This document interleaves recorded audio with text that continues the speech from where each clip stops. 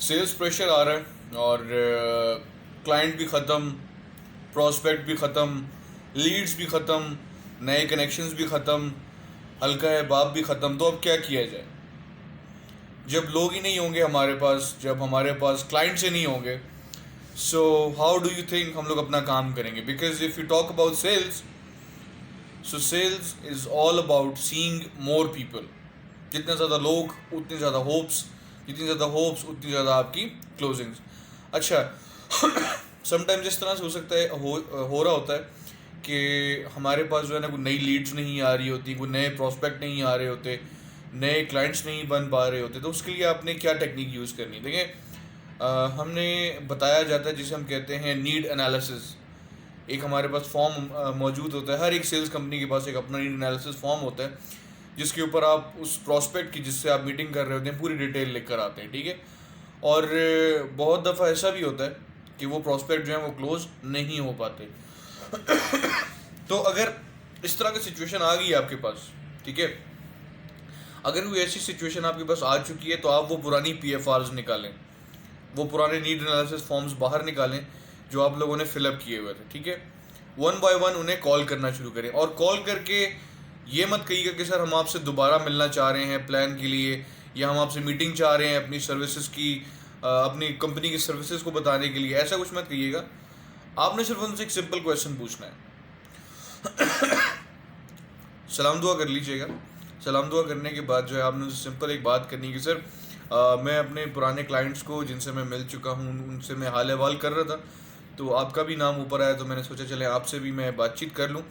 और दूसरा सर मुझे बताइएगा कि लास्ट टाइम जब हमारी मीटिंग होगी तो यहाँ पे रिमार्क्स में मेरे पास लिखा हुआ है कि उस वक्त आप नहीं लेना चाह रहे थे, आप इंटरेस्टेड नहीं हैं। तो जान सकता हूँ कि वो रीज़न क्या थी जिसकी वजह से आप इंटरेस्टेड नहीं थे? अगर आप मुझे प्लीज़ बताना पसंद करें तो। लेट्स सपोज वो कोई भी ऑब्जेक्शन करता है। देखें एक बात ज़हन में रखिएगा कि ऑब्जेक्शन का मतलब इनकार नहीं होता। ऑब्जेक्शन का मतलब होता है एतराज़, यानी कि कोई एक ऐसा पॉइंट है, कोई एक ऐसी चीज़ है, कोई एक ऐसा एरिया है जहाँ पे क्लाइंट को थोड़ी सी क्लैरिफिकेशन की ज़रूरत है। आप सिर्फ उसे सिंपल से कोई क्वेश्चन पूछ लें कि sir what was the reason at that time when, जब मैं आपसे मिला या कोई भी हमारा सेल्स रेप आपसे मिला तो उस वक्त आप इंटरेस्टेड नहीं थे, उसकी वजह क्या थी? अब उसकी वजह को सुने। माइट बी पॉसिबल वो हो सकता है कि उसे अपने पैसे के बारे में सही इन्फॉर्मेशन ना दी गई हो सकता है उसे कंपनी के हवाले से सही तरह गाइड ना किया हो सकता है उसकी नीड को सही तरीके से एनालाइज ना किया गया हो सकता है कि वो कंपनी के रूल्स एंड रेगुलेशंस को जानना चाहता हो सकता है कि वो आपकी प्रोडक्ट को सही तरह से समझना चाहता हो। उसका जो भी ऑब्जेक्शन है उसे सुने, उसे समझें, देन अकॉर्डिंगली उसे रिस्पॉन्ड करें। अगर मिसाल के तौर पे अगर वो कंपनी के बारे में बहुत कुछ जानना चाह रहा है या मज़ीद कुछ चीज़ें इन्फॉर्मेशन वो आपसे चाह रहा है तो बिल्कुल आप उसे बोलेंगे सर बिल्कुल we are ready to provide you the information. हम लोग एक मीटिंग करते, उसके अंदर मैं इंशाल्लाह ये आपके सारे सवालात का जवाब भी दे दूंगा।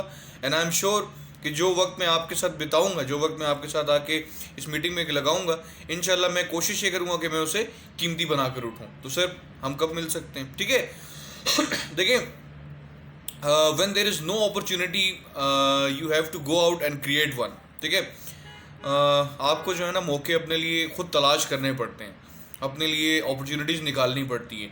सो this is the one of the best techniques if you have got no clients, if you have got no prospects. So अपने पुराने PFRs निकालें, पुराने नीड एनालिसिस फॉर्म्स निकालें, पुरानी लिस्ट्स वगैरह निकालें, उनसे कॉल करें, उनसे उनके ऑब्जेक्शन पूछें, उनके ऑब्जेक्शन को क्लैरिफाई करें और सेल्स क्लोज करें। जज़ाकल्लाह।